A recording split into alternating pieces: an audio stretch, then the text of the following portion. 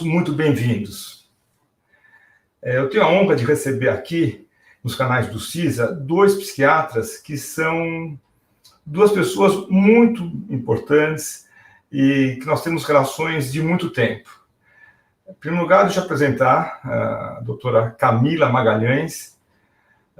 Camila Magalhães trabalha comigo há quase 20 anos, é médica psiquiatra com doutorado pela Faculdade de Medicina da USP, pesquisadora do Núcleo de Epidemiologia Psiquiátrica do Instituto de Psiquiatria do Hospital das Clínicas, trabalha junto com Laura Andrade, e é também colunista da Rádio Jovem Pan. Camila, obrigado por ter aceito o convite, boa noite. Quero também apresentar Jairo Bauer, médico formado pela Faculdade de Medicina e que nos últimos 25 anos tem trabalhado com divulgação científica e comunicação em saúde, sexualidade e comportamento. Jairo, muito bem-vindo também à nossa live. Com o Jairo nós temos também uma relação de muito tempo, de muito trabalho, de muita parceria, e tem sido sempre muito agradável acompanhar a habilidade que o Jairo tem na área de comunicação. Camila também tem uma excelente habilidade na área de comunicação. Bom, essa live será um bate-papo entre nós a partir das perguntas recebidas nos nossos canais, imprensa e dúvidas frequentes sobre diferentes aspectos relacionados ao binômio álcool e saúde. Nós falaremos sobre os efeitos do álcool no organismo e seu impacto no dia a dia, dados recentes sobre o consumo durante a pandemia e as consequências do uso abusivo no contexto do novo normal. Depois abriremos para responder as perguntas que vocês estão nos assistindo. De fato, as perguntas elas são, acho que, o coração dessa live. Por favor, fiquem à vontade, cutuquem a gente, perguntem, porque eu acho que são situações muito interessantes. Olha, vale ressaltar que o álcool é um depressor do sistema nervoso central. A primeira fase da depressão, o álcool inibe as inibições, então acaba dando esse efeito um pouco mais relaxante, as pessoas ficam um pouco mais soltas, um pouco mais livres, de uma forma geral. Age em diversos órgãos do corpo humano, em pequenas quantidades, promove então, o relaxamento e a desinibição. Porém, conforme a pessoa consome mais doses, passa a ter impacto na coordenação motora, reflexos, fala arrastada. Em casos mais extremos, com grandes quantidades, pode ocorrer até como alcoólico, em graus mais elevados, até morte, pelo consumo forte de álcool, né? Uma pergunta que os canais do CISA recebeu aqui, né? Uma pessoa pergunta assim: estou fascinado pelo fato de um problema tão comum como a ressaca não ter cura. Há muitas informações na internet sobre tratamentos e alimentos que amenizam os sintomas, mas não confio. O que há de verdade sobre isso? Camila, Jairo, vocês gostariam de fazer algum comentário inicial? Boa noite, obrigado pela presença de vocês dois. Boa noite. Bom, primeiro, obrigada pelo convite. Estou super contente de estar aqui junto a vocês. Nessa live, a gente se encontra remotamente nos dias atuais, mas os encontros é o que dão energia para a gente seguir aí com tanta dificuldade, adversidade pela qual a gente está passando nos dias atuais. Então, obrigada, Arthur, muito feliz em você ter me convidado e de volta aí ao CISA, pelo menos aqui contribuindo um pouco com vocês. Um beijo para o Jairo também, que eu só vejo ele assim de vez em quando. Arthur, boa noite. É sempre muito legal estar com você, né? Eu não conto para ninguém, só para a gente não revelar a nossa idade, né, Arthur? Mas eu tive aula com o Arthur na Faculdade de Medicina há uns 35 anos, mais ou menos. Quase isso. É que eu estou um ano mais velho que você, não é? Faz tempo, Arthur, faz tempo. Mais de 30 anos, com certeza. Então, é sempre bom reencontrar o Arthur, né? Enfim, para falar de comportamento, de saúde, que é uma área que a gente gosta muito. E a Camila também, é muito bacana encontrar a Camila, a gente se viu recentemente num projeto que a gente fez junto, no UOL, ela deu uma entrevista super bacana para a gente, e muito legal estar aqui para falar, né, dessa questão do álcool na pandemia, as mudanças de comportamento, enfim, acho muito legal. E mãos à obra. Camila, então vamos começar. Eu vou fazer 2 perguntas, uma para você, Camila, outra para você, Jairo. Perguntas que nós recebemos aqui. Camila, o que é ressaca? Tem algum tratamento para ressaca? Tem alguma coisa que possa auxiliar a ressaca? Tá bem. Bom, a ressaca, ela é uma sensação desagradável que acontece após uma ingestão geralmente abusiva do álcool. E por que ela acontece? A ressaca é uma desidratação importante que o cérebro e outras células do corpo passam por conta de um excesso alcoólico no corpo. Isso porque o álcool ele se dilui em células que têm água, ou seja, tirando as células de lipídio, né, ele entra na célula, se dilui, e muitas vezes ele alcança, então, cérebro, rins, fígado, músculo do miocárdio, numa intensidade tão grande, e que o fígado, por exemplo, leva 1 hora para metabolizar uma dose de bebida alcoólica. Se a pessoa exagera, então, por exemplo, ela toma 10 doses de álcool, ela fica ali horas metabolizando aquele álcool, com as células dela do corpo se desidratando, com o cérebro em sofrimento por conta daquela substância que, quando em excesso, não se metaboliza da forma mais adequada, e aí no dia seguinte a pessoa tem dor de cabeça, mal-estar, ou seja, o corpo todo sofreu por conta daquela impregnação alcoólica. E a gente sabe que se a pessoa exagera, uma parte do álcool fica num processo mal metabolizado. E ele, quando não chega à sua via final de metabolização, o álcool é uma substância que tem vários metabólitos tóxicos para o corpo. Então, o que eu diria é, ressaca tem cura? Cura não, ressaca é um episódio na vida que acontece pós-beber, tem um cuidado, que seria hidratação, descanso, e ficar atento para a próxima oportunidade não exagerar tanto. Então, não tem cura, tem tratamento para ela e tem prevenção, não beber tanto. Obrigado, Camila. E é legal isso que a Camila está falando, Arthur, porque é um sinal, né? É um aviso para a gente, opa, né? Errei, exagerei, e se eu não quiser passar mal desse jeito de novo, é melhor eu não exagerar, né? E mesmo assim, no dia seguinte, né? Se eu preciso trabalhar, se eu preciso estudar, se eu tenho prova, se eu tenho que guiar meu carro, né? Eu continuo, às vezes, com as minhas capacidades cognitivas prejudicadas aí mesmo, eu parei de beber às 6 horas, 8 horas, mas se eu bebi 10, 12 doses, como a Camila falou, eu ainda estou metabolizando isso, ainda estou sob os efeitos de ressaca. Então é um sinal que o senhor ou a senhora abusaram e tem que, da próxima vez, que isso sirva de aprendizado. Falando nisso, Jada, temos uma outra pergunta aqui, essa mais voltada para você mesmo também. Jada, afinal de contas, beber um pouco de vinho facilita ou atrapalha na vida sexual entre as pessoas? Pô, Arthur, é muito legal essa pergunta, né? Porque a gente sabe que muita gente às vezes toma uma dose de vinho ou de alguma outra bebida para tentar reduzir a ansiedade, o estresse, o nervosismo, para chegar na pessoa que ela está afim ou que ele está afim, ou começa a beber porque às vezes fica ansioso, né, com a possibilidade de fazer sexo, de ter um encontro sexual, né, e a gente sabe que, principalmente para os mais jovens, né, a ansiedade de performance, a ansiedade em relação à vida sexual pode, né, muitas vezes, prejudicar as primeiras experiências ou as experiências sexuais. Então, muita gente, às vezes, vai com essa expectativa, se eu beber, eu vou reduzir a minha ansiedade, aí vai ficar mais tranquilo para, né, chegar na pessoa que eu estou afim ou até para fazer sexo. Só que, Arthur, como você mesmo disse, né, o álcool, assim, no início, né, em doses, né, pequenas doses, ele pode até reduzir um pouco a ansiedade e tal, ao mesmo tempo deixar a pessoa um pouco mais, vamos chamar assim, extrovertida, para ela conseguir chegar no outro, vencer as inibições.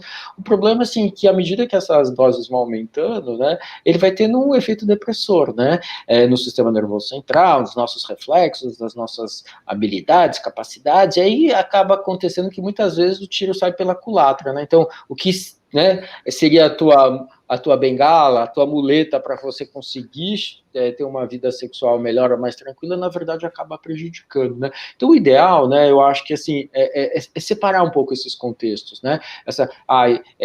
O ideal é que a pessoa não precise beber para reduzir a ansiedade, para fazer sexo, né? O ideal é que assim, né, beba socialmente, no momento em que está bem, que está tranquila, pode até beber eventualmente uma vez ou outra antes de fazer sexo, mas acho que a gente não tem que condicionar um comportamento a outro ou ficar dependendo de bebida para conseguir fazer sexo, né? Importante, hein, Jairo? Porque e bebida, né, são de vários tipos, né? Nós temos bebidas destiladas, bebidas fermentadas. O que classicamente a gente usa é o conceito de dose padrão. O que é uma dose padrão? Aquilo que tem mais ou menos 14 gramas de álcool. Então, em geral, 350 ml de cerveja, com um teor alcoólico de mais ou menos 5 graus, vai dar mais ou menos 14 gramas de álcool, né? Ou uma taça de vinho, tanto faz vinho tinto, vinho branco, champanhe, saquê, faz a mesma coisa, com um teor alcoólico de mais ou menos 13, 14 graus às vezes, mas com 150 ml, então o volume da taça de vinho é menor do que os 350 ml da cerveja, e a bebida destilada, tanto faz um vodka, uísque, cachaça, gin, tequila. O gin é um pouquinho mais alto, com mais ou menos o teor alcoólico de mais ou menos 40 graus de Ibusaque e com 45 ml de destilado. Tanto faz para o corpo humano, ou uma lata de cerveja, 350 ml, ou uma taça de vinho, 150 ml, ou 50 ml de uma caipirinha de vodka, é a mesma coisa, são 14 gramas de álcool, e isso vai provocar essa facilidade no comportamento inicial, podendo dar prejuízo depois, como bem falou o Jairo. E o excesso dessas bebidas costuma dar ressaca, como bem falou a Camila, né? Tem gente que fala assim, mas eu bebo 5 latas de cerveja e eu misturo uma caipirinha de vodka e eu começo a passar mal. Fico com ressaca depois. Para o corpo humano significa bebeu a mais do que você deveria beber, né? Bom, é importante falarmos sobre algumas populações mais vulneráveis aos efeitos do álcool, como jovens e mulheres, né? O jovem, basicamente, o que nós sabemos é o seguinte: quanto mais cedo começa a beber, mais cedo começa a ter as dificuldades em relação ao consumo de bebidas alcoólicas. Havendo oferta de bebidas alcoólicas para crianças e adolescentes, é proibida no Brasil pela lei 13.106/15. Além disso, em todo o mundo, mais de um quarto, 26,5% dos jovens com idades entre 15 a 19 anos fazem uso de álcool. A ideia aqui, amigos, não é ficar falando sobre os números, né, mas que a gente possa dissecar e possa entrar o que esses números significam. Nós temos duas perguntas aqui que eu queria fazer para o Jairo e queria fazer para a Camila também. Uma pergunta que é bem bacana é da Mariana Cotcho, do programa Papo de Mãe. A pergunta dela, olha como é interessante. Se a tolerância é álcool zero, pois existe o risco real de síndrome alcoólica fetal, como fica a situação da mulher que bebeu sem saber que estava grávida? Por exemplo, no comecinho da gestação, o risco é menor? Camila, posso perguntar para você, então? Afinal de contas, a mãe que está grávida e tem o seu nenê no seu útero, ela pode tomar alguma quantidade de álcool? Tem alguma quantidade de álcool, entre aspas, segura em relação a isso? Qual que é a sua visão, Camila? Como que a gente pode responder a pergunta da Mariana, muito boa, por sinal? Tá bem. Esse é um assunto, assim, longamente discutido, e é uma pergunta que muitos estudos se fazem, em muitas culturas tenta se buscar essa resposta, e a conclusão é que, na gravidez, nenhuma dose é segura. Essa é um consenso, já que é muito difícil você controlar tudo que está envolvido no período da gestação. Então, por exemplo, essa pergunta, no comecinho é menos prejudicial? Em geral, sim, mas as mulheres tendem a saber logo, por um atraso menstrual, quando elas estão grávidas. Então, os estudos mostram que, em média, a maior parte das mulheres descobrem a gravidez nos dias atuais com 1 semana de atraso, 2. Porque elas têm uma facilidade de testes nas farmácias, eles são baratos hoje em dia, então isso ficou bastante acessível para a mulher saber que ela está grávida. Então, com isso, e elas tendo a informação de que qualquer consumo alcoólico é prejudicial, então a gente deve, sim, incentivar que essas mulheres parem imediatamente de beber. Agora, aquele consumo que houve ali naquela semana, não vai ser ele, mesmo um porre. Já ouvi isso em congresso dos médicos dizerem, calma, não vai ter sido aquele porre que vai levar todo um desajuste durante a gestação. Não precisa ter essa preocupação.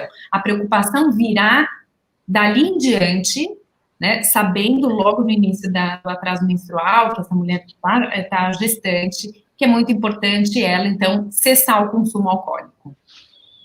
Muito obrigado, Camila. Tem uma segunda pergunta que eu quero fazer para o Jairo, também, agora vem da Roberta Manreza, do programa Papo de Mãe. Jairo, a pergunta é a seguinte: tenho visto pesquisas que apontam o aumento do consumo de álcool durante a pandemia. Isso tem acontecido dentro de casa. Gostaria de saber, Jairo, esse crescimento atinge os jovens? E esse comportamento dos adultos no isolamento social pode afetar os adolescentes de forma negativa, Jairo? A pergunta é super boa, né, Arthur? Porque algumas pesquisas têm apontado mesmo o aumento do consumo de bebida, né, principalmente dentro de casa, né, durante a pandemia. Acho que até como uma forma, né, que muitas pessoas estão buscando para tentar controlar o estresse, as sobrecargas, as ansiedades, né? Então, alguns trabalhos têm mostrado que as pessoas têm bebido mais, né? Eu depois vou pedir ajuda da Camila para ela saber se ela tem alguma pesquisa que mostra que os jovens estão bebendo mais dentro de casa. Eu ainda não achei nenhuma, né? O que eu fico imaginando é que pais e filhos estão mais tempo dentro de casa, né? Eu acho que esses jovens que muitas vezes abusavam ou poderiam abusar de bebida quando estavam longe dos pais, estão sob maior vigilância, né? Então, acho que esse é um dado interessante. Talvez os pais estejam bebendo mais, os adultos estejam bebendo mais, e talvez os adolescentes estejam bebendo menos por conta dessa proximidade. Mas isso é só uma conjectura, eu não tenho nenhum dado para apoiar isso nesse momento, Arthur. É uma impressão, uma sensação que eu tenho em função de outros comportamentos que crianças e adolescentes estão vivenciando por conta dessa presença mais próxima dos pais o tempo todo, né? Agora, um outro lado dessa questão é assim, que mais as crianças e os jovens talvez estejam vendo os pais beberem mais, né? Esse é uma outra faceta dessa história. E aí, a gente pensa um pouco muito nisso, né? Quer dizer, o quanto que, né, esse comportamento muitas vezes não pode, de alguma forma, um pouquinho mais para frente, a hora que eles começarem, por exemplo, jovens que viam os pais bebendo muito menos, veem os pais beber com uma frequência muito maior. Será que isso vai impactar um pouquinho mais para frente, esse comportamento desses jovens, quando houver uma flexibilização maior, quando as pessoas saírem mais da pandemia, né? Então, acho que esse é um dado interessante. E, Arthur, acho que um outro dado importante da gente pensar e da gente apontar é que, junto com esse aumento do consumo de álcool em casa, a gente tem percebido um aumento de casos de violência doméstica, né, contra a mulher e muitas vezes contra as crianças, né? Então, muitas vezes o casal bebe, é aquela velha história que a gente falou, né? É difícil de controlar o ponto, né? Porque começa a beber um pouquinho para relaxar, beber, né? A tal história, vamos beber para dormir um pouco melhor, que também é uma outra coisa que é bom a gente falar, que nem sempre funciona, né? E aí começa a abusar um pouquinho da quantidade de bebida, e os comportamentos começam a ficar alterados, a capacidade que a gente tem de avaliar aquilo que a gente está fazendo também fica comprometida, acho que até a capacidade de avaliar o quanto a gente já bebeu fica comprometida, né? E a gente acaba vendo esses episódios de violência, muitas vezes principalmente contra a mulher e contra as crianças, né?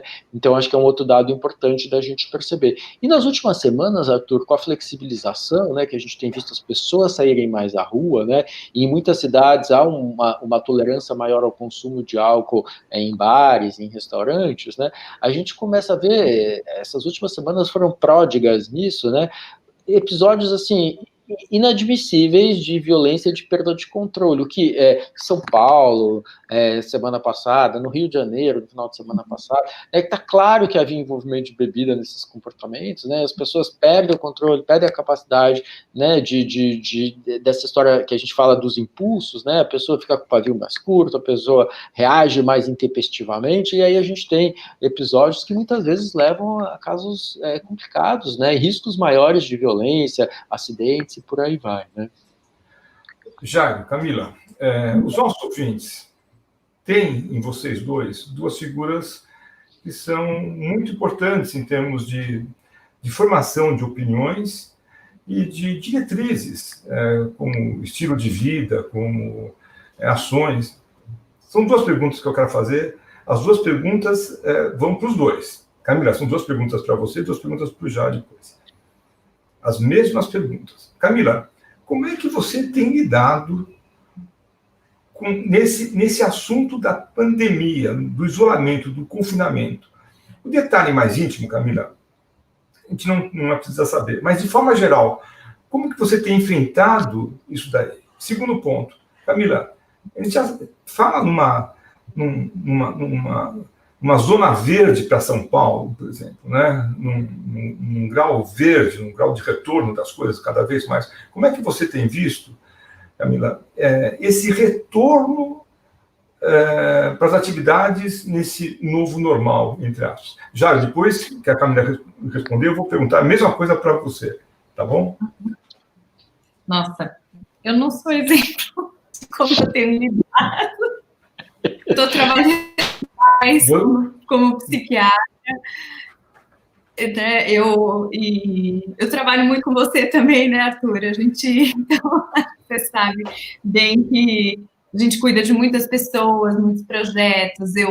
Eu aproveitei num primeiro momento para raciocinar um pouco em cima das minhas angústias, porque no início eu estava com medo de tudo, dos meus pais terem Covid, da minha família adoecer. E aí eu comecei a entender que isso era normal e que a forma que eu tinha para lidar com essa situação tão inesperada nas nossas vidas era seguindo em frente, que eu tinha que continuar trabalhando, que eu tinha que cuidar dos meus pacientes, que eu tinha que cuidar dos meus filhos, que eu não podia passar para eles. Eu gosto muito daquela imagem do filme A Vida é Bela, que o pai ruma para a morte, assim, e ele está fazendo uma brincadeira, porque eu pensava, meus filhos não podem. Eu estava lendo muito sobre o impacto em países onde a Covid já tinha avançado muito, que as crianças estavam adoecidas, que os adolescentes estavam adoecidos. Isso que o Jairo estava respondendo, eu gostei da forma que ele ponderou o impacto no jovem, porque ele tem várias facetas mesmo. E dentre elas é isso, ele observar os pais nervosos, bebendo mais. Então eu pensava, eu tenho que passar por tudo isso, mas eu tenho que ficar bem, tenho que cuidar bem dos meus pacientes, dos novos projetos, e tenho que seguir e passar para minha família, para os meus filhos, que é possível seguir apesar de uma grande adversidade. Eu digo que eu não sou exemplo porque eu trabalhei muito, e eu cheguei a refletir se eu estava trabalhando muito para lidar com isso de uma forma como se fosse uma anestesia para tanta angústia que tinha a hora que me vinha. Mas depois eu pensei que que essa sou eu, assim, que eu precisava me dividir em várias para dar conta desse cenário da melhor forma possível. Teve momentos de muita exaustão, que eu fiquei assim, eu tô muito exausta. E depois eu fui corrigindo, eu passei por muitas fases. Ao final, eu fui corrigindo isso e aumentando meu tempo sem fazer nada. Mas isso só foi de um tempinho para cá, que eu consegui também compreender que o meu tempo também é muito importante para que eu pudesse lidar com o que está por vir, que é essa segunda pergunta. Eu acho que o retorno, ele depende disso, da gente cuidar do físico, e não precisa ser muito, o máximo que eu tenho conseguido é 3 vezes por semana fazer os 50 minutos que os estudos estão mostrando agora. Olha, se você não tem assim um tempo, então pelo menos 3 vezes por semana, 50 minutos, você tem que fazer alguma coisa. Então, é isso que eu tenho dedicado para a minha parte da atividade física, para o tempo com a família, para os meus projetos. Ou seja, eu vou retornar bem, eu pensei, se eu me organizar um pouco melhor com o meu tempo. E eu aprendi a tocar violão, eu toco piano, né? Então eu falei, eu vou aprender a tocar violão nessa quarentena. Então eu aprendi a tocar um instrumento, eu tinha uma pilha de livros que eu consegui colocando um a cada 3 semanas, assim, conseguindo, que não tinha nada a ver com o que a gente está passando, porque estava me angustiando muito o jornal. Então, eu coloquei uma leitura, assim, bem tranquila no final da noite e tal, e eu acho que retornar à vida é isso. É a gente levar a vida mais parecida com o que a gente idealiza, aprendendo um monte de coisas que a pandemia nos ensinou, né? Que a vida é hoje. Nunca isso ficou tão claro para mim. A vida é o agora. Eu acho que eu tenho mais claro isso para mim. Nossa, que bacana, hein? Obrigado, Camila. Obrigado. Jário, você, como é que você passou, enfrentou, enfrenta esse momento de pandemia e o que você está achando do futuro, que é agora, né? Como bem falou a Camila. Arthur, eu acho que assim, uma coisa muito legal que a Camila dividiu com a gente, ela já tinha falado isso da outra vez que a gente conversou, um pouco dessas angústias e tal, que ela teve durante esse período, e eu também, né, e acho que todos nós, né, quer dizer, tem dias que são mais fáceis, tem dias que são mais difíceis, tem dias que você fala assim, não, hoje eu não vou dar conta, e tem dias que você tira de letra, então eu acho que essas oscilações são absolutamente normais na vida de todo mundo, né. Não é porque a gente é psiquiatra, que a gente é médico, que a gente é adulto, que a gente é bem resolvido em relação a um monte de coisa da vida da gente, que a gente não tem essas oscilações. Tem sim, né? No começo da pandemia, o pessoal fala assim, estamos todos no mesmo barco, vamos dar as mãos e atravessar isso junto, tal. Hoje, alguém trouxe aí, numa das conversas que a gente teve, uma imagem que eu acho melhor do que essa, do que estamos todos no mesmo barco, que assim, estamos todos na mesma tempestade, né? Agora, assim, os barcos são diferentes, né, Arthur? E a gente pode, de alguma forma, fazer esse barco da gente ficar um pouco mais resistente para atravessar essas tormentas, né? Então, essa questão da resiliência, da gente descobrir forças onde a gente não imaginava que tinha, da gente criar uma gordura, uma reserva emocional para a gente lidar melhor com essas oscilações, é um desafio constante, né? Eu moro em Florianópolis, né? Eu estou aqui há praticamente 6, 7 meses sem sair daqui, e eu era aquela pessoa, Arthur, que pegava avião 2, 3 vezes por semana, né? Assim, eu dava graças a Deus quando eu chegava em casa. Faz 7 meses que eu não vejo um aeroporto. Estou até com saudade da fila do aeroporto, para você ter uma ideia, né? Eu era daquele tipo que de segunda a domingo, non-stop, não fritava nenhum ovo em casa, assim, mal o café da manhã. Era almoço fora e a janta fora. Era o momento de eu moro sozinho, era o momento de eu socializar, ver os meus amigos, ver meus colegas e tal. e faz 7 meses que eu não ponho o pé num restaurante, né? Até cozinhar tive que aprender. E aí, assim, os familiares estão em São Paulo, então estão mais distantes, os amigos aqui, né? Todo mundo tem pessoas mais velhas na família, então a gente se cerca de muitos cuidados, então a gente se encontra muito pouco, né? E quando se encontra em situações assim, agora que está um pouco mais flexível, né? Em ambientes abertos, lugares abertos, mas a gente não para num lugar para jantar, para beber, nada disso, né? A gente mantém esse distanciamento. Então, assim, é o mundo ideal? Não. É o mundo que eu queria? Não, acho que é o mundo que ninguém queria, né? Mas a gente está tendo que se adaptar, e esse retorno, Arthur, acho que é muito importante, né? Porque a gente tem percebido nos países, né, que tiveram aquela curva clássica, né, da pandemia, diferente daqui do Brasil, né, que você tem um crescimento exponencial, você tem um pico, depois você tem uma queda também muito rápida, né, diferente daqui, né, que a gente subiu muito rápido, aí a gente estabilizou num platô, e tá difícil de sair desse platô, né, a gente vai de degrauzinho em degrauzinho, mas muito lento, né.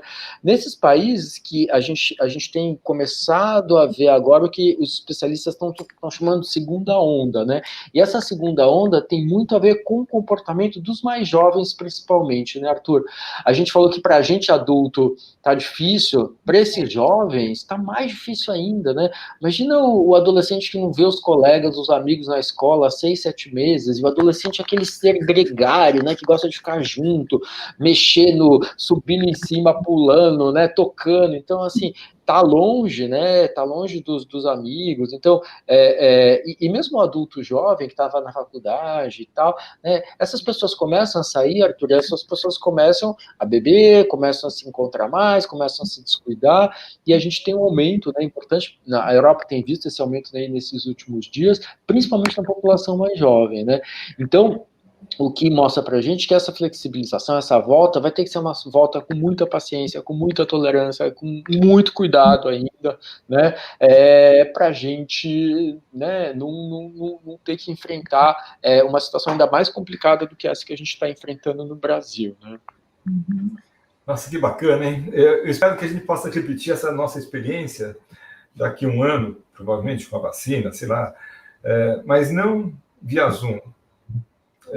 Jairo, pessoalmente, nós três no mesmo ambiente, né, conversando, você pegando seu avião outra vez, mas eu acho que vai...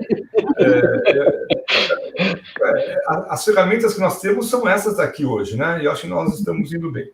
Eu quero seguir com 2 perguntas aqui, que estão mais ligadas ao binômio ansiedade e depressão. Isso pode levar ao consumo de álcool? Ou o consumo de álcool leva a isso? São 2 perguntas importantes. Uma, Camila, vai para você inicialmente, pergunta mais recorrente dos leitores da Veja Saúde, enviada pelo editor Theo Ruprecht.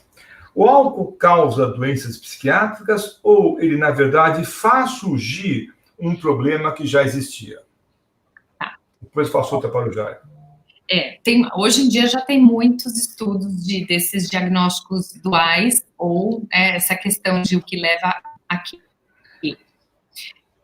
A questão sim, o álcool leva a muitas doenças. Hoje em dia a gente fala que ele está associado a mais de 200 tipos de doenças ou lesões. Em geral, um consumo de álcool, não necessariamente a dependência, mas um consumo pesado do álcool, frequente, ele pode levar a sintomas depressivos, pode trazer muita ansiedade. Essa ansiedade não é só ansiedade, transtorno, mas na semana seguinte, em que se consome intensamente o álcool, por exemplo, aos finais de semana, até a metade da semana, a pessoa pode ficar muito inquieta, irritada. Então, sim, existe uma associação muito grande, mas o contrário também. Pessoas que têm depressão, elas podem vir a fazer o consumo de bebidas alcoólicas ou até mesmo ansiedade como um remédio para diminuir aquele desconforto que ela está sentindo.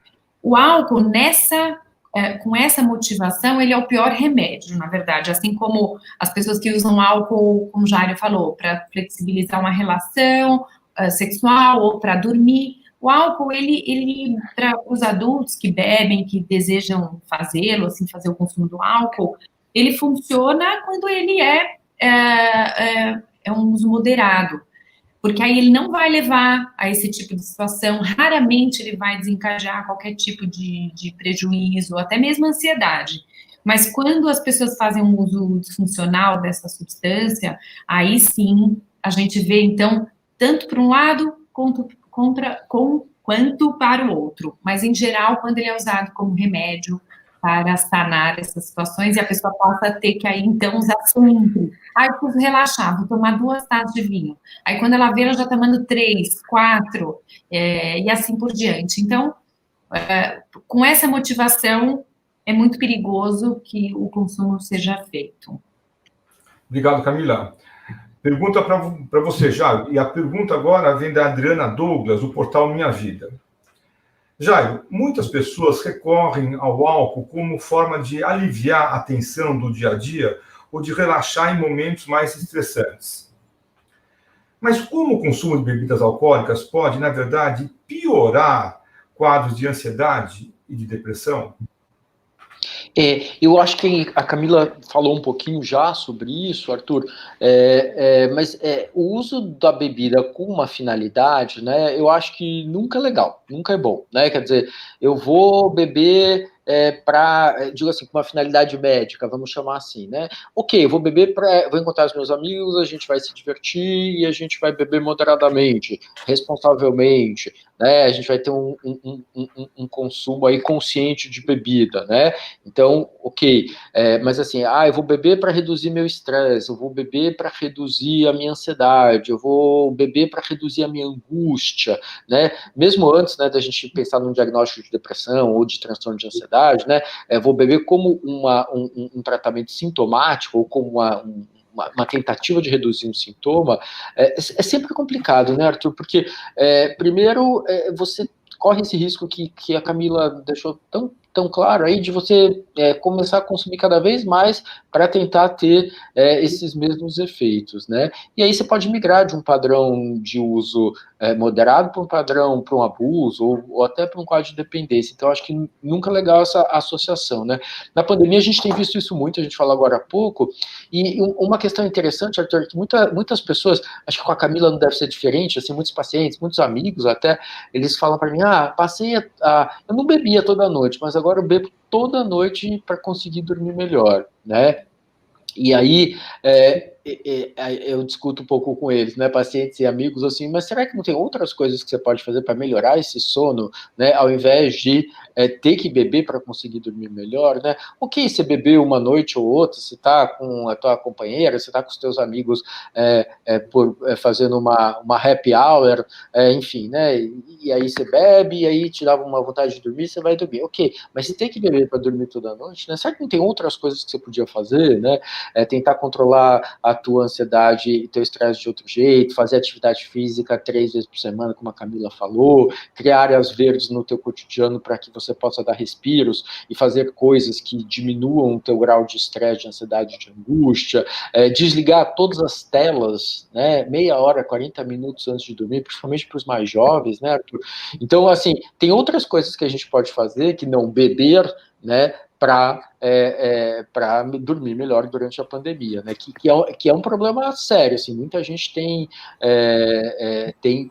trazido esses relatos para a gente, né? Então, acho que esse é um dado importante da gente pensar, né? Então, nesse sentido, sim, né? Então, às vezes, respondendo a pergunta da Adriana, né? Esse consumo frequente pode, na verdade, até piorar quadros de ansiedade, de depressão, né? Porque a pessoa acha que está tratando e não está, né? Na verdade, ela está, né, muitas vezes, alterando ou piorando alguns padrões de comportamento, de sintomas, e até pode demorar mais para buscar ajuda que ela precisa de fato, né? Isso é legal a gente falar também, né, Arthur, porque muita gente que tinha história de ansiedade, depressão, que já tinha tido essas experiências, muita gente piorou de novo, né? Muita gente estava bem, que estava sem remédio, que estava compensada, deu uma descompensada severa aí, né, nesse momento. E aí, assim, beber acho que é o pior dos cenários, né? Quer dizer, eu acho que é muito melhor procurar teu profissional, procurar teu especialista e junto pensar numa melhor estratégia. Olha, mas que interessante, Jairo, porque uma pergunta que nós recebemos aqui dos canais do CISA foi essa: estamos bebendo diariamente, mas sem exageros. Começando a beber alguma coisa à tarde, só parando na hora de dormir. Isso faria mal para a nossa saúde? Exatamente isso que você está falando, né? Bem interessante. Camila, tem uma outra pergunta que quero encaminhar para você, também dos canais do CISA. Durante a pandemia, percebi que estou bebendo demais. Voltando para o mesmo assunto que o Jairo acabou de falar. Devo procurar ajuda? Onde buscar ajuda? Uhum. Bom, muita gente bebeu demais, e isso mostrou uma realidade no primeiro estudo e levantamento com mais de 40 mil brasileiros que a Fiocruz fez, né? Foi assustador o dado, não só do álcool, não é essa a questão, mas como que as pessoas estavam lidando com o seu sofrimento. Ao invés da maior parte das pessoas pensarem, sim, eu estou em sofrimento, eu vou encontrar maneiras outras de eu relaxar, algumas reconheceram que estavam se vendo extremamente estressadas, passaram a ver ou fazer um uso maior das telas, pararam completamente qualquer tipo de atividade física, mesmo que fosse um alongamento dentro de casa. Então, elas aumentaram, assim, o acesso a sociais de forma importante. No Brasil, foi um dos países que mais recorreu a isso. E o álcool. E os jovens se disseram, assim, muito... Eu, como Jairo, não sei dizer se houve um incremento alcoólico entre os jovens, porque não tem muitos estudos sobre isso. Tem relatos, inclusive na periferia de São Paulo, com álcool ilegal, com uma série de questões que eles encontraram para ficar entre os amigos, quer dizer, não respeitaram, não conseguiam, não tinham uma direção, se sentiam sem uma direção adequada para isso, e a forma de enfrentamento foi essa. Então, esse dado de que muitas pessoas passaram a beber quase que diariamente, no começo, alguns até diziam assim, já que não tem que trabalhar amanhã, era como se elas estivessem mais relaxadas. Então, elas não estavam bebendo necessariamente por medo e nada, elas se sentiram mais livres. Isso que o Jean falou, eu viajo 3 vezes por semana, viajo mais. Então, a pessoa subiu ali uma mudança abrupta da sua rotina de vida. E aí ela se sentiu com mais horas, enfim, eu acho que eu posso beber um pouquinho e tal. Só que isso ganhou corpo para muitas pessoas durante esse processo, que no Brasil já há mais de 7 meses se desenrola. Então, alguns começaram a ganhar muito peso, comer demais, beber demais. O álcool, ele não é uma substância em que a orientação do uso moderado seria esse consumo pesado diário.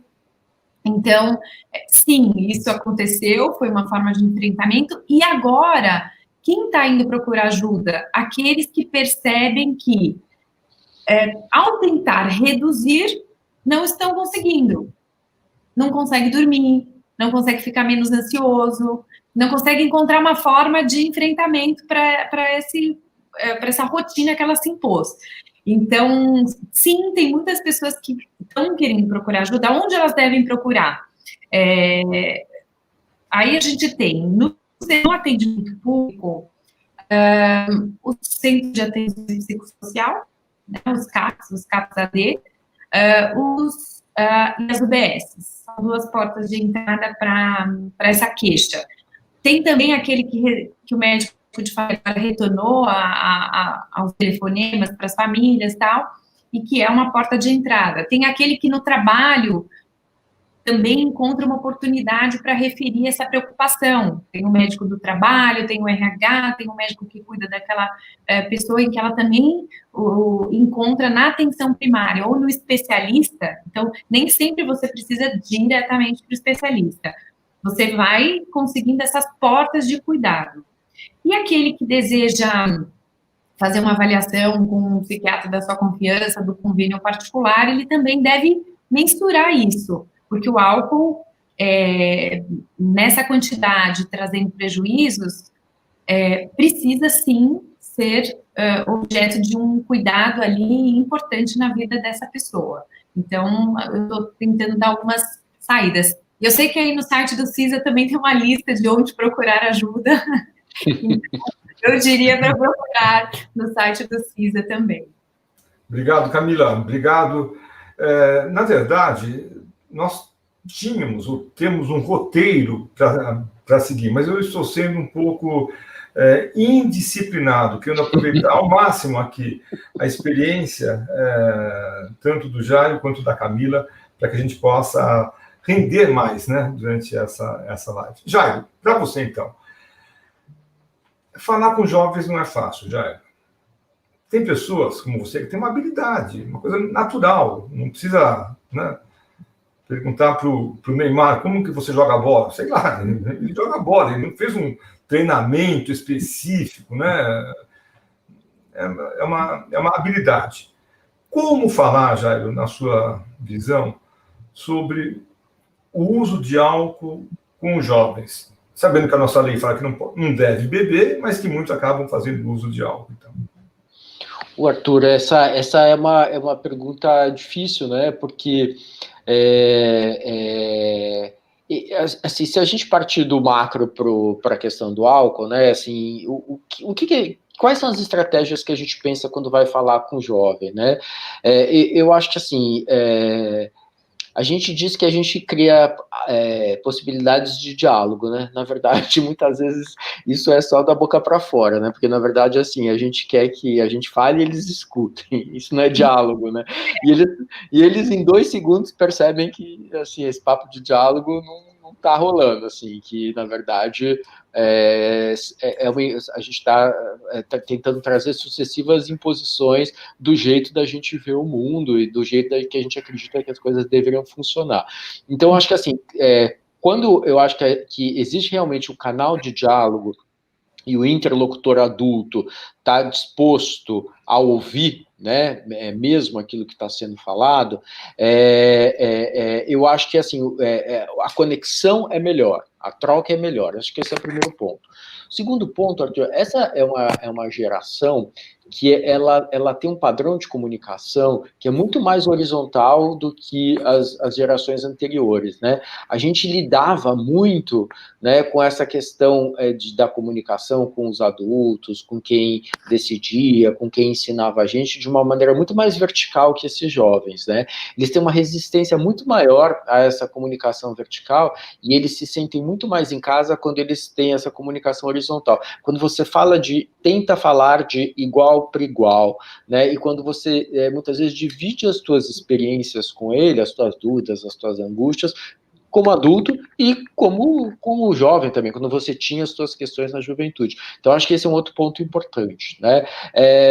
Essa coisa que a gente fala para várias questões de saúde mental, que a gente tende a minimizar um pouco as angústias e os sofrimentos dos jovens. Isso não é nada, isso vai passar, isso é fase, isso é hormônio, né?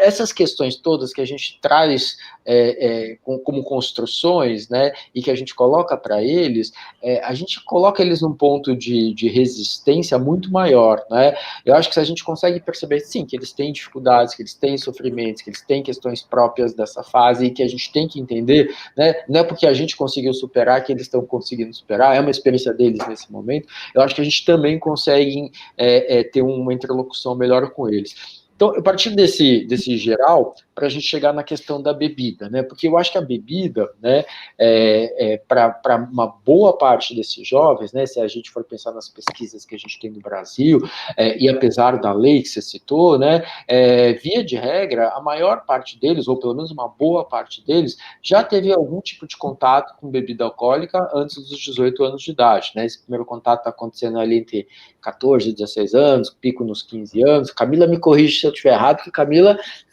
sabe tudo. De dados, pesquisas, a Camila é minha bússola. E aí, assim, eles começam a beber nessa fase, né, muitas vezes pressionado pelo grupo, como uma forma de identificação, como uma forma de horizontalização de comportamentos, para ser aceito, para poder se sentir mais adulto, para poder se diferenciar dos pais, para poder esse processo de individuação que eles vão entrando em contato nessa fase da vida deles. Então, assim, tem uma série de determinantes sociais, emocionais, culturais para esse jovem bebê, né? E às vezes você, como pai, né, ou como professor, ou como médico, né, buscando a tua posição vertical para falar, você não pode beber antes dos 18 porque tem uma lei, etc, blá, blá, blá, blá, blá, você vai encontrar essa resistência, né? Então, eu acho que, assim, dividir, mostrar as tuas preocupações, as tuas expectativas, ouvir, sentir qual que é o volume dessa pressão que eles estão sentindo dos amigos, de alguma forma oferecer alternativas para essa pressão, né?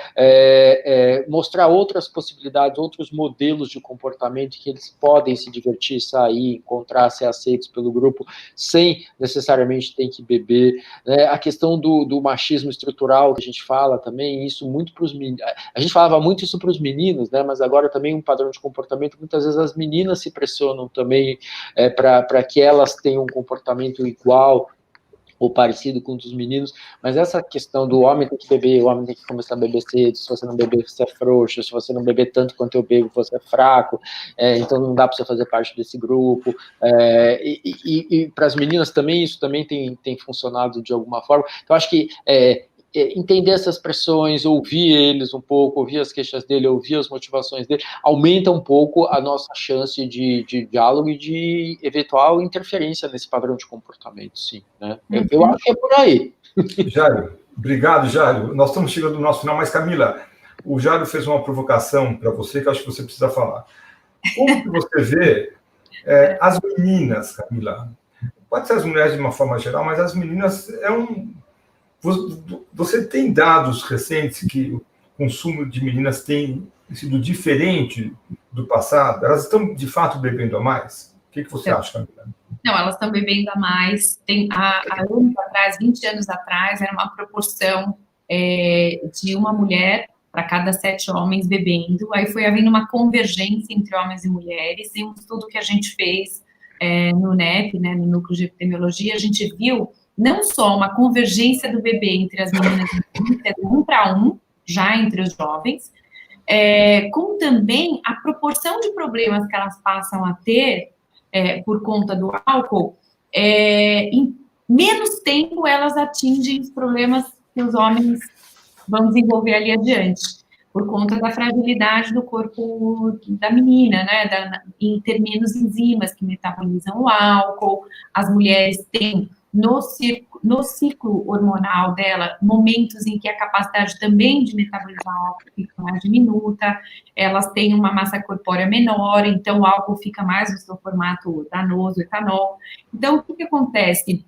Sim, houve essa proporcionalidade aí, essa que a gente chama de convergência, e isso é preocupante porque muitas vezes, como elas acabam tendo um organismo mais frágil para o impacto do álcool no corpo, às vezes quando ela isso por conta do excesso do álcool, com o excesso elas também se vulnerabilizam para outras situações de risco, né? Então, sexo desprotegido, ou isso que o Jairo falou, de uma certa pressão do grupo, quer dizer, se eu não beber desse jeito, eu não vou ser chamada, isso é muito comum, infelizmente, ainda é muito comum você se sentir parte do grupo, não é beber um pouco, é beber como os meninos e beber até mais, às vezes.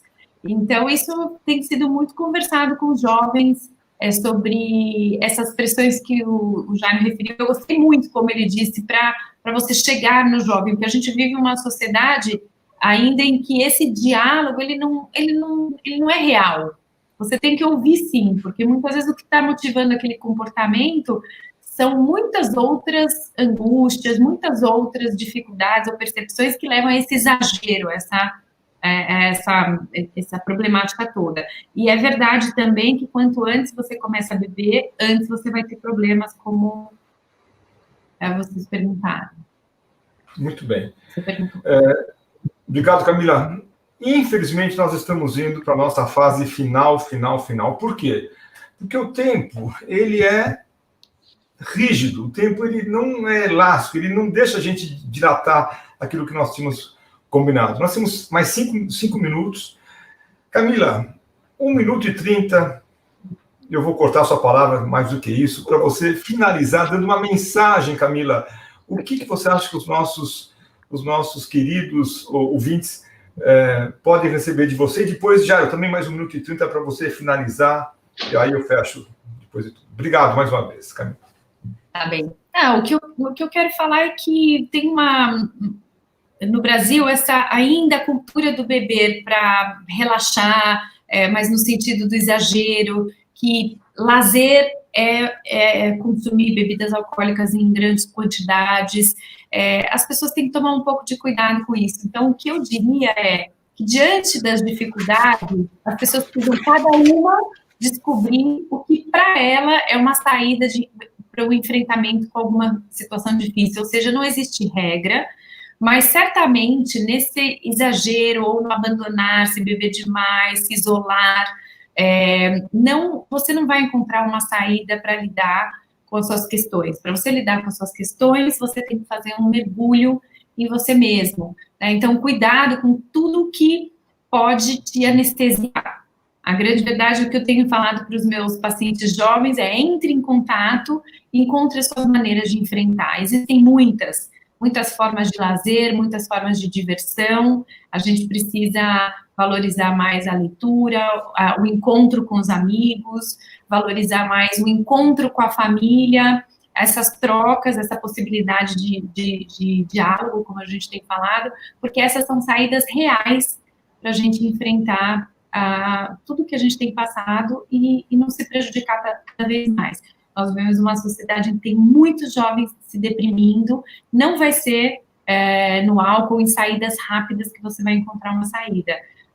O melhor caminho mesmo é que eles procurem ir ao encontro dos seus próprios desejos, quem eu sou, o que eu gosto, e não o que o mundo cobra de mim, né? Eu tenho que atender antes as minhas pressões, e não as pressões desse mundo aí conectado e que exige muito das pessoas, muitos likes, muitas coisas, quando na verdade o que ela pode buscar está ali em coisas mais simples e dentro dela mesma. Obrigado, Camila. Jairo, por favor, para você, uma última mensagem aqui. Olha, para não repetir o que a Camila disse, eu faço minhas as palavras da Camila, né? Eu concordo totalmente com ela em gênero, número e grau. E aí eu continuo só um pouquinho, Arthur, querendo dizer o seguinte: tudo isso que Camila falou, né? Eu acho que ainda ficou muito mais evidente nesse momento que a gente está passando, nesses últimos 6, 7 meses que a gente está passando, né? Se essa dificuldade de entrar em contato com as angústias, com as dificuldades que a gente tem, com as dúvidas que a gente tem, e muitas vezes tentar resolver essa angústia, essas dificuldades, tentando se anestesiar ou bebendo muito um dos caminhos que muitas vezes a gente vê que os jovens seguem. Nessa pandemia isso ficou ainda mais evidente, né, Arthur? Então, assim, o distanciamento, o afastamento, a quebra da rotina, provocou um sofrimento psíquico, né, um sofrimento emocional nesses jovens ainda muito maior, né? Então, se os jovens já vinham enfrentando ansiedades, depressão, exageros no consumo de telas, de tecnologia, de redes sociais, isso aumentou na pandemia, né? E isso tem feito com que esse sofrimento seja muito grande, né, para muita gente, né? E aí, o que eu acho que a gente pode pensar como caminho, como saída, como alternativa, né? Falar, né? Eu acho que falar é muito importante. Primeiro, a gente tem que admitir que a gente tem um problema, né? A gente tem uma dificuldade, todos temos, alguns mais, alguns menos, em umas fases maiores, em outras fases menores, mas admitir que a gente tem uma dificuldade, né? Tentar dividir essa dificuldade com alguém, porque muitas vezes a gente falou do diálogo, mas muitas vezes, principalmente o jovem, não quer falar isso, não quer comunicar isso, tem medo, estigma, tabu, preconceito de falar sobre esse sofrimento. Quando ele começa a falar, isso melhora muito, ele pode muitas vezes buscar ajuda, buscar suporte, né, para que lá na frente, né, ele aprenda a se relacionar com bebida de uma maneira mais saudável, mais tranquila, né, que ele possa beber com os amigos, por escolha, sem pressão, com moderação, sabendo que isso não vai trazer riscos para a sua vida. Eu acho que seria muito por aí. E da mesma forma que as pessoas estão bebendo mais nessa pandemia, as pessoas estão jogando mais online, as pessoas estão comprando mais online, as pessoas estão comendo compulsivamente. Então, muito importante, né, que as pessoas percebam essas angústias, essas dificuldades e que elas procurem ajuda. E lembrar que as ajudas também podem ser feitas à distância nesse momento, né? A gente pode usar as telas para terapia, para atendimento psiquiátrico e por aí vai. Uhum. Queridos Jairo e Camila, olha, muito obrigado. O CISA, Centro de Informações sobre Saúde e Álcool, ele tem a missão de trazer informações científicas sobre saúde e álcool. Quando Tânia e Érica planejaram essa live, é claro que nós tínhamos algumas expectativas. Vocês superaram demais dessas expectativas. Vocês foram claros, objetivos, simpáticos. Nós poderíamos conversar aqui certamente mais uma hora, ou a noite toda, né? Mas nós somos limitados para essa questão do tempo. Eu recebi, dessas duas pessoas que eu amo, Tânia e Érica, um roteiro. Eu acabei não seguindo o roteiro, eu fiquei empolgado, querendo conversar mais com vocês.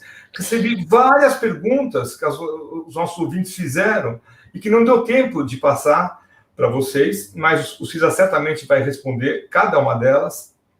E muito obrigado, sabe? Realmente, um beijo em cada um de vocês, uma boa noite, espero revê-los numa situação próxima, continuando esse tema bem interessante, álcool, saúde, envolve sociedade, Covid-19 também. Boa noite. Obrigado, Arthur. Tchau, Camila. Tchau, Jairo. Adorei encontrar vocês. Um beijo. Tchau, gente.